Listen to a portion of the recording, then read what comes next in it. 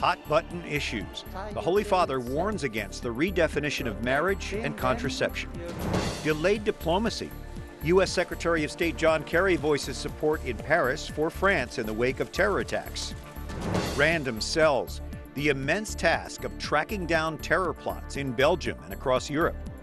And Hail Mary, an in-depth look at the deep devotion to the Virgin Mary in the Philippines. Those stories and more on EWTN News Nightly for Friday, January 16th, 2015.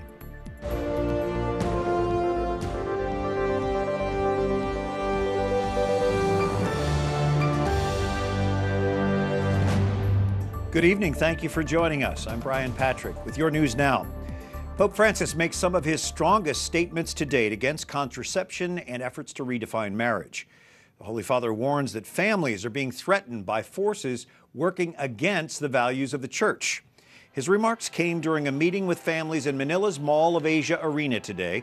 He called for the faithful to resist ideologies that threaten the family. Francis also praised Blessed Pope Paul VI's encyclical opposing contraception and affirming Church teaching on sexuality and human life.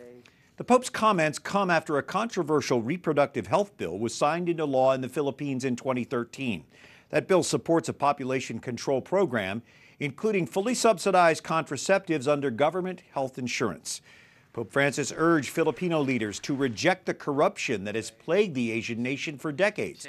He encouraged them to work to end the scandalous poverty and social injustices that afflict the Filipino people. Nearly a quarter of the population lives in poverty there. Francis spoke to President Benigno Aquino III and other national leaders. President Aquino has been critical of the Catholic Church over clerical sexual abuse.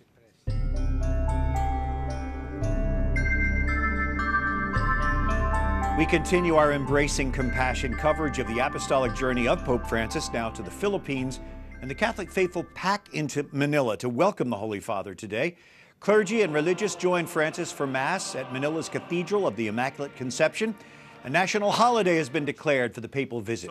During his homily today, the Holy Father received an uplifting response from the congregation. Do you love me? Then thank you very much. Francis says he greets everyone with great affection. He asked Catholics in the Philippines to bring that same affection to all those who are unable to come to see him in person. Thousands of Filipinos lined the streets of Manila hoping to catch a glimpse of Pope Francis. There was a buzz of excitement as the Holy Father's entourage drove by on Manila Bay. The crowds hoped to see him in the open-air Pope-mobile, but were surprised when it went by empty. Francis rode in a car because of light rain.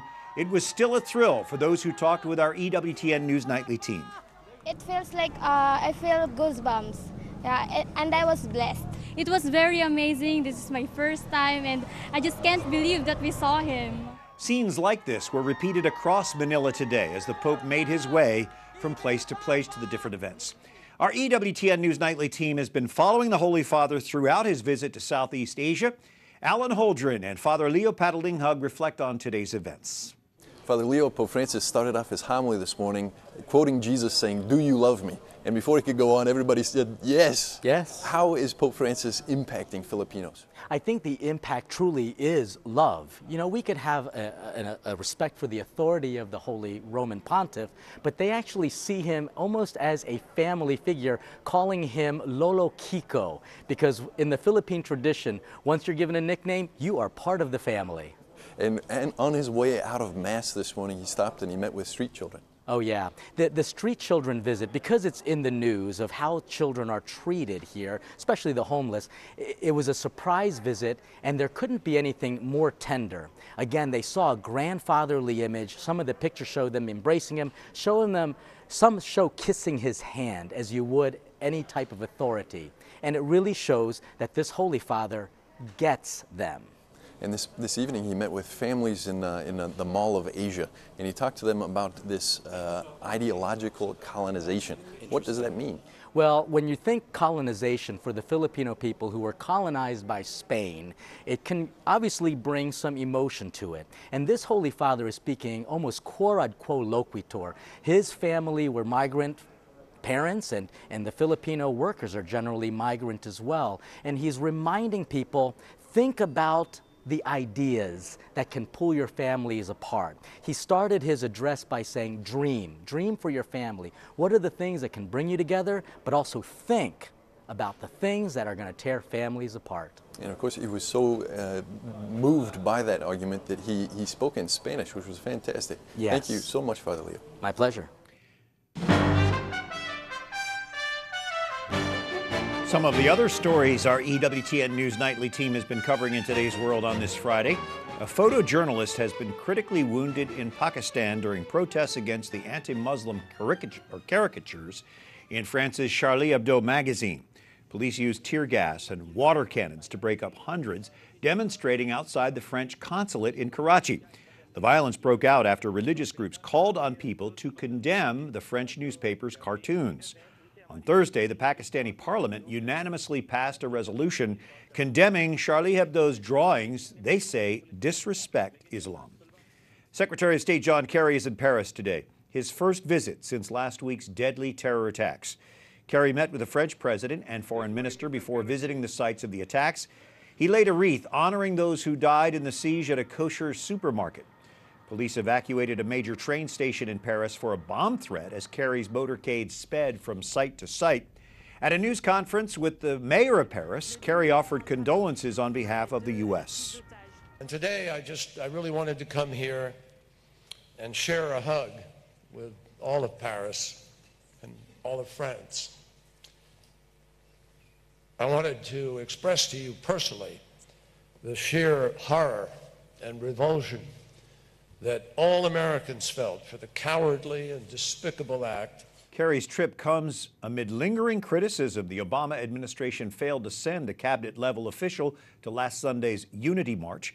The Paris event attracted some 40 world leaders and more than 1 million demonstrators. Dozens of suspected terrorists are jailed in Europe tonight, arrested just before a planned major attack. The raid comes as President Obama meets today with British Prime Minister David Cameron here in Washington. Jason Calvi is at the White House tonight with more. Jason? Brian, the meeting here at the White House comes 1 week after that deadly rampage in Paris. It comes as an Ohio man in Ohio is behind bars on charges he plotted to attack the Capitol. Now these two world leaders are coming together pledging to fight terrorism. Belgian officials say they stopped a major and imminent terror attack yesterday and arrested 12 people, while 2 suspects died. Terrorism expert David Garenstein-Ross has been watching the developments this week. According to prosecutors, this is the Islamic State sending fighters back into Europe specifically with the purpose of carrying out attacks. If that's correct, that's an escalation for the organization, and it may be an indication that they're going to try more external operations of the kind. In addition to Belgium, police in Paris arrested at least 12. Prosecutors say they helped with the terror attacks in Paris last week. We face a poisonous and fanatical ideology. Today, British Prime Minister David Cameron and President Obama laid out ways to fight that poison. We both recognize that intelligence and military force alone is not going to solve this problem, so we're also going to keep working together on strategies to counter violent extremism that radicalizes, recruits, and mobilizes people, especially young people, to engage in terrorism. Garenstein-Ross says social media has changed how that radicalization process works. And so an individual may find that where once it took a group to radicalize you, now you can play that role without anybody being there physically, but instead being in proximity to very much like-minded people via the internet. The two world leaders discussed expanding monitoring of terrorist social media. The Prime Minister is asking tech companies to give governments more access to encrypted communications. I know that some of these plots that get prevented, the lives that get saved, there is a very real connection between that and the capabilities that our intelligence services within the law use to defend our people. And the two countries will be launching a joint mission to fight cyber threats. They'll be testing their abilities to handle those threats with cyber war games. Brian? Thank you. Jason Calvi at the White House tonight. Coming up, devotion to the Virgin Mary in the Philippines is a story in itself. We'll have it for you. And no wonder so many of us got sick. The CDC says this year's flu vaccine isn't very effective.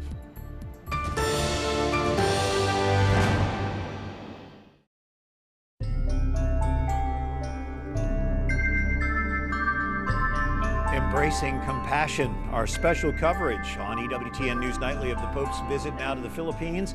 And in the Philippines, addressing the importance of resting in the Lord, Pope Francis reminds us that God's will was revealed to St. Joseph in his dreams. Francis says he actually keeps a statue of sleeping St. Joseph on his desk.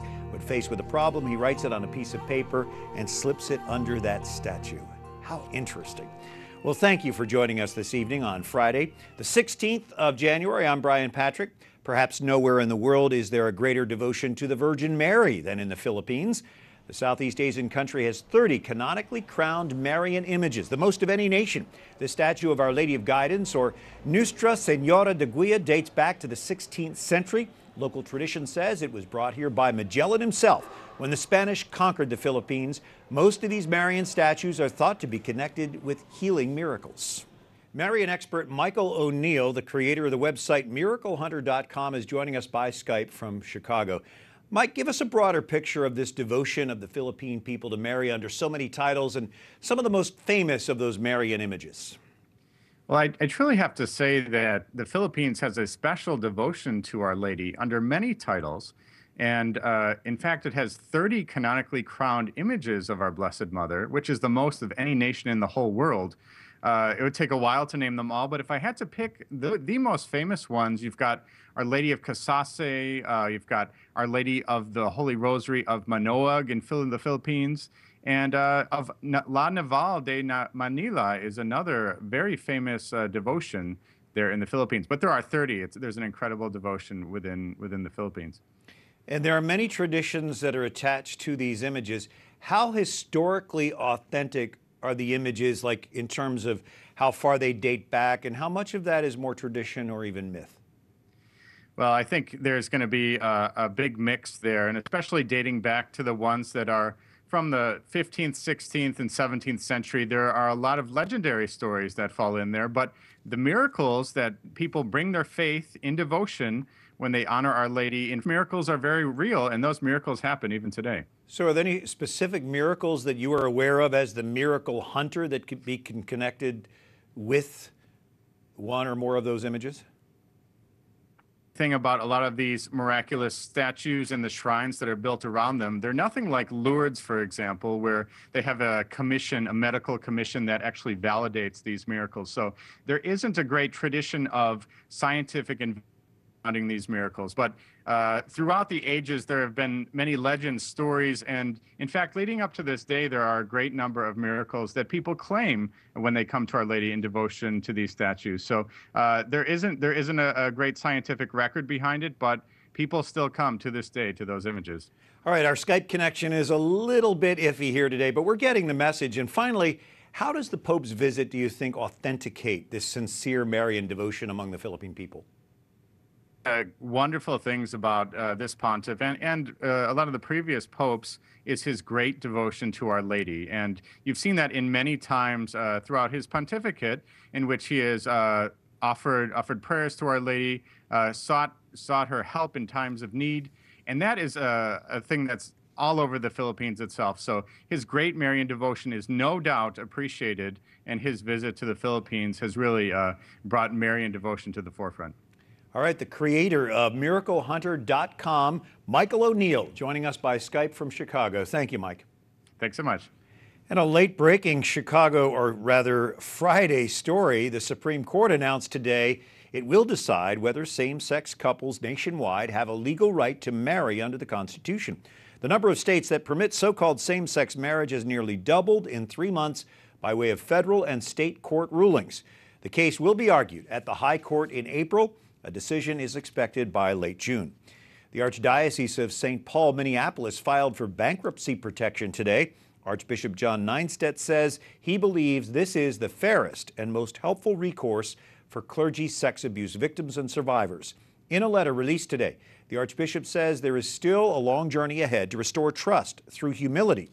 He says filing bankruptcy is an important step forward. The mission of the Church and its operations in that archdiocese will continue through bankruptcy proceedings. 7 vicariate welcoming masses are being celebrated for Chicago's new Archbishop, Blaise Cupich, through next month.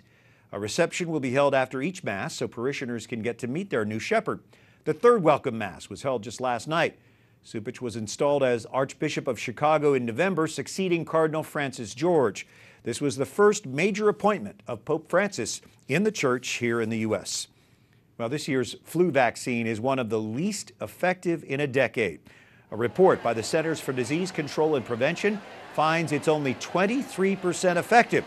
The poor showing is mainly because the vaccine doesn't include the bug that's making most of us sick this year. The CDC says certain people should still get flu shots and take additional steps for protection from the flu. 6 congressional Democrats traveled to Cuba this weekend. It is the first congressional delegation to visit Cuba since the president recently announced efforts to try to normalize relations between the two countries. The lawmakers will meet with Cuban government officials and diplomats through the weekend. They say they hope to find out how Cuba intends to improve its diplomacy with the U.S. The delegation arrives in Cuba tomorrow and returns to the U.S. on Monday. Up next, we visit one of the Philippines' oldest universities where students comment on a visit from the Pope. And a Manila celebrity chef prepares a feast for Francis.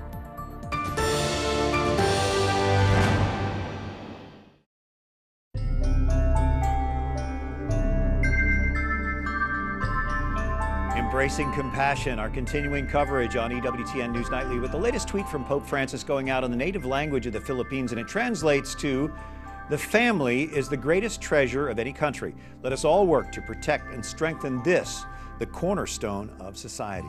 It's great to have you with us on this Friday afternoon. I'm Brian Patrick, and as our global coverage of the Pope's travels wraps up next week, it is followed immediately by the National March for Life here in Washington. Ann McGuire is Assistant Director for Education and Outreach in the USCCB's Pro-Life Office.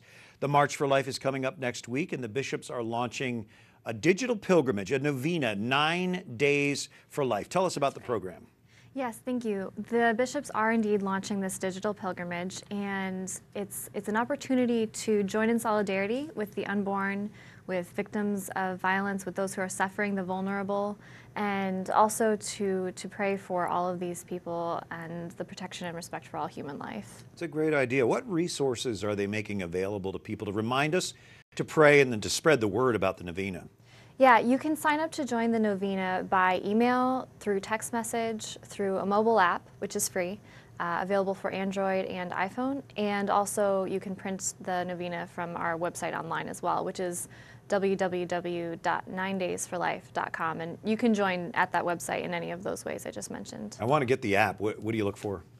It's on our page. There's a little icon both for the Google Play Store and for the iTunes Store. Good. And then it takes you to each of those respective websites, and you can download it there. There is a good use for my smartphone. So the invitation to pray to respect life comes directly from our shepherds, our Catholic bishops. What do they hope will come from this?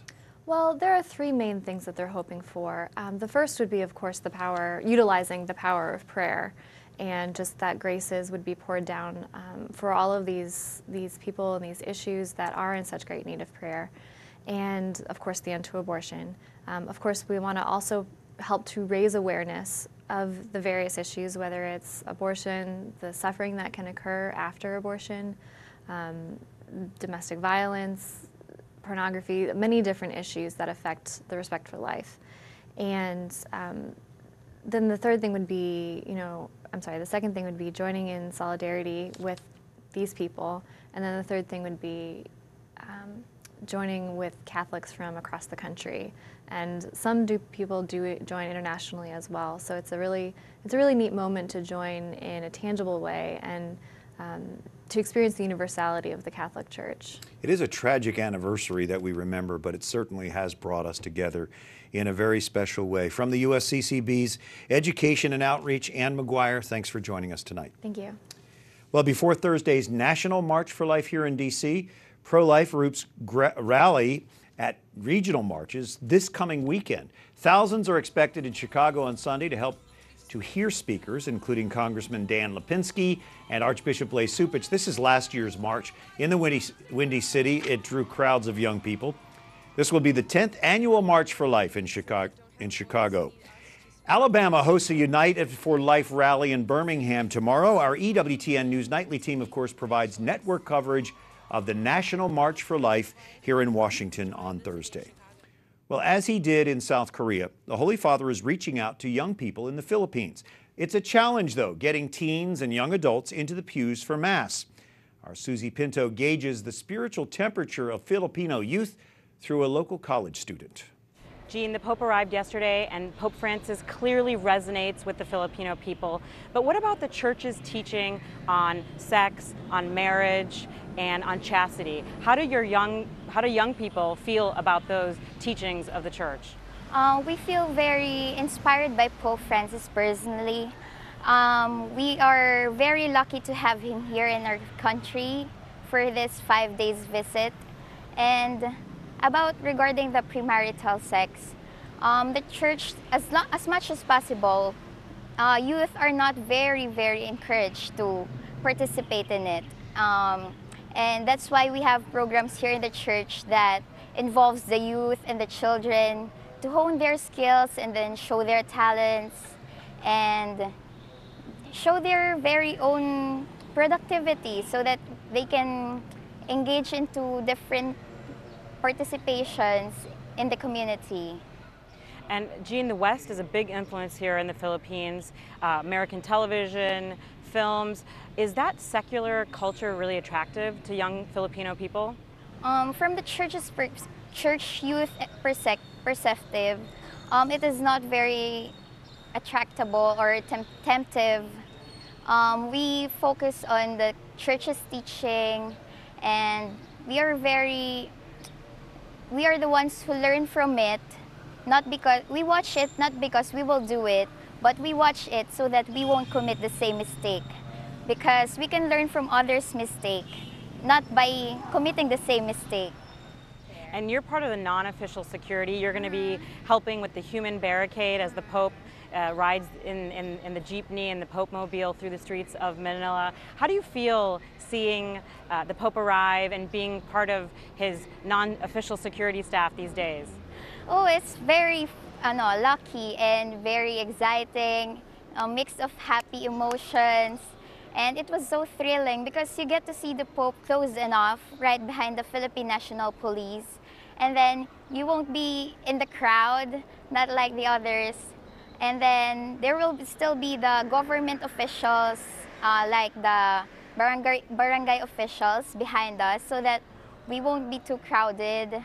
And then it's very fortunate and so fulfilling as a Catholic that you get to see the Pope in our country. Well, thank you, Jean, for taking time to talk to us today. Thank you. Susie Pinto on our team there in the Philippines doing a great job. Thank you. Pope Francis visits Santo Tomas University this weekend for a youth rally. Classes at the college, the Catholic University, have been canceled for a couple of days for the visit. Our EWTN News Nightly team visited the Colonial campus, taking our own straw poll of students. For me, yeah, I think it's the holidays. The Pope will inspire us to do better with our studies and we can also inspire other people to have more faith in God. I hope the Holy Father would tell something that might boost the morale and the faithfulness of our youth today, because for the so many problems and issues regarding the society and the people and how they live in according to the modern world. Santo Tomas is one of the oldest universities in the Philippines. One of its claims to fame, the university grants degrees recognized by the Vatican. And Pope Francis will enjoy meals created by one of Manila's most celebrated chefs. Chef Jesse Sinchoco is known for elevating traditional Filipino food. EWTN's Father Leo Patalinghug visited one of her Manila restaurants, asking her what she hopes to do with her cooking. I just want to give justice to Filipino food because I know our cuisine is one of the best in the world. Only if things are prepared properly and presented nicely. Wow.